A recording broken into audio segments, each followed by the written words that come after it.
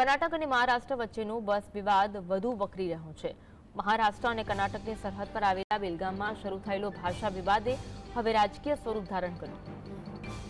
23 ફેબ્રુઆરીએ કન્નડ ભાષા ન બોલવા બદલ મરાઠી ભાષી બસ ડ્રાઈવર પર હુમલો થયો હતો। જે બાદ મહારાષ્ટ્રની સરહદે આવેલા કર્ણાટકના બેલગામમાં ચિત્રદુર્ગમાં કેઆરટીસી બસ કંડક્ટરને મરાઠી ન બોલવા બદલ માર મારવામાં આવ્યો હતો। કર્ણાટકના પરિવહન મંત્રીએ હુમલાને આયોજનબદ્ધ રીતે કરવામાં આવ્યો હોવાનો દાવો કર્યો હતો। હવે વિવાદ પર રાજકીય નિવેદનબાજી થઈ રહી છે। મહારાષ્ટ્રના પરિવહન મંત્રી પ્રતાપ સરનાઈકે મહારાષ્ટ્ર રાજ્ય પરિવહન નિગમમાં માર્શલો તૈનાત કરવાની વાત કરી હતી। તેમણે કહ્યું, મરાઠી આપણું ગૌરવ છે અને આપણે આપણા મુસાફરોની સુરક્ષાનું ધ્યાન રાખવું જોઈએ। જો પડોશી રાજ્યના લોકો આપણા લોકોને ધમકી આપશે તો અમે તેને સહન કરીશું નહીં।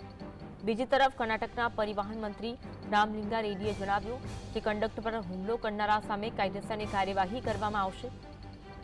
ઇજાગ્રસ્ત કન્નડ ડ્રાઈવરને હુમલાને લઈ જણાવ્યું કે બસમાં એક સ્ત્રીને તેને મરાઠીમાં વાત કરવા કહ્યું।